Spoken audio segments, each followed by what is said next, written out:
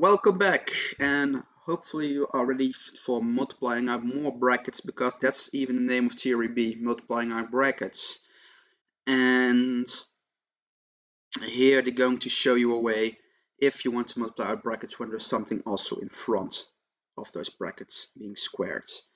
So here they say, well, first calculate the square, x minus 3 squared, which is a remarkable product, so that is x squared minus 2 times x times 3 is minus 6x, and 3 times 3 is 9.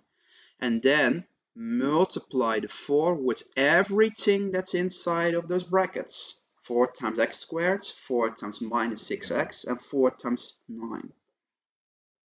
Let's take a look at the exercises, or an example right here.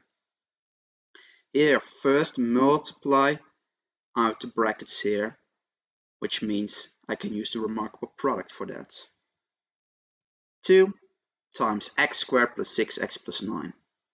Can use the parrot method here. X plus 3 times x plus 3 takes more time.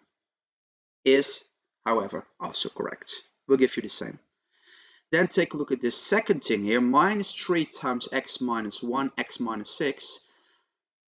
I suggest you first use the parrot method on those brackets here. So copy the minus 3 and then do x minus 1 times x minus 6. This is the parrot method. Here it wouldn't be incorrect if you first do minus 3 times this, but then you have to do that as a whole times this, and that's, I think, easier to make mistakes in. So I always suggest first multiply the things in the brackets times each other, which gives you this. Then first, well, they don't even do that in first in one step. I would first do minus 6x minus x, and then you have minus 7x, and then do that minus 3, but they multiply everything by minus 3, which gives you the same result, of course. I will show you that in a moment.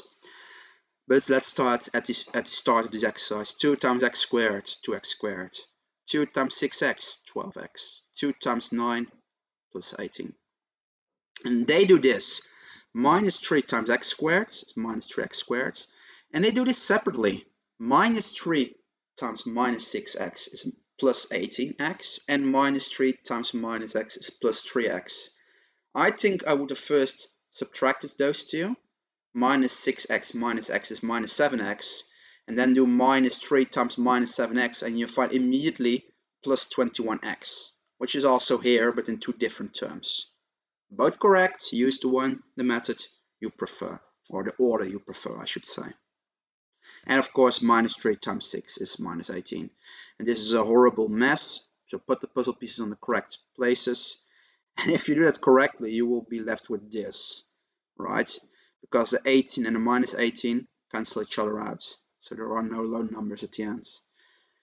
Oh, if only I could say how many easy errors there are to make in exercises like this. So work very carefully. Work from top to bottom and check yourself after each step, because it's so easy to make a small error here, and it's also very easy for me to subtract points on those errors.